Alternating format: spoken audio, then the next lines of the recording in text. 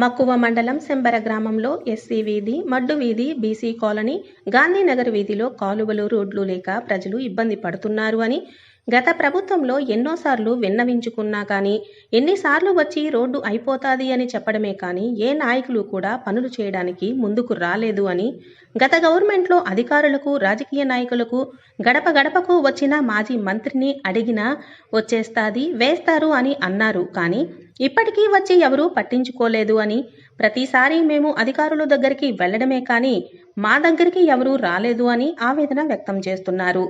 ఈ ప్రభుత్వం వచ్చాక మా ప్రాంతంలో గిరిజన శాఖ మంత్రి గుమ్మడి సంధ్యారాణి గారు ఉండడం వల్ల ఆమె సమస్యలను త్వరగా పరిష్కరిస్తామని చెప్పడంతో మా సమస్యను మక్కువ మండల నాయకుల ద్వారా మంత్రి గారికి చేరవేసి ఆమెకు తెలియపరుస్తామని గ్రామస్తులు తెలిపారు.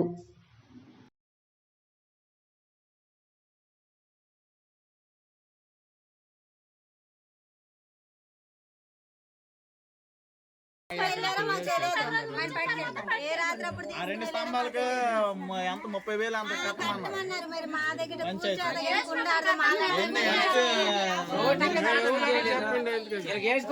ఎక్కడ టేప్ తెచ్చి కొలిసినారు అందరూ నాయకులైన పూర్తి తాగాడు అన్నారు. తీరు కూడా సోటు ఎత్తమన్నారు. సోటు ఎత్తమను అన్ని చేస్తామంటే అక్కడ చూడండి అయిపోయి సోటు ఎత్తమని కూడా ఫోన్ లేకుండా అంతకు మించి దరిద్రం ఇంకే ఉంటుంది.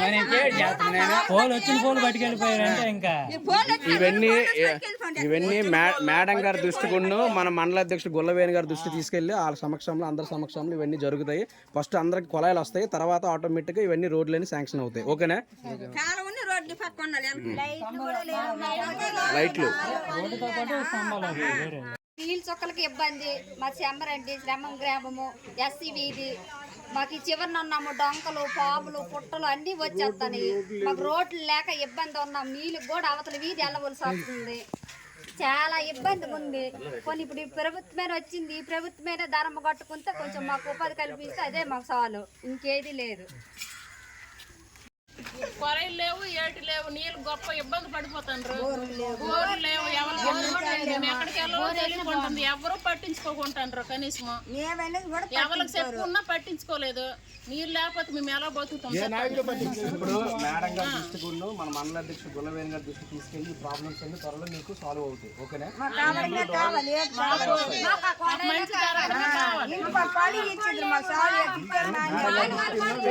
కాలువలు కూడా లేవు.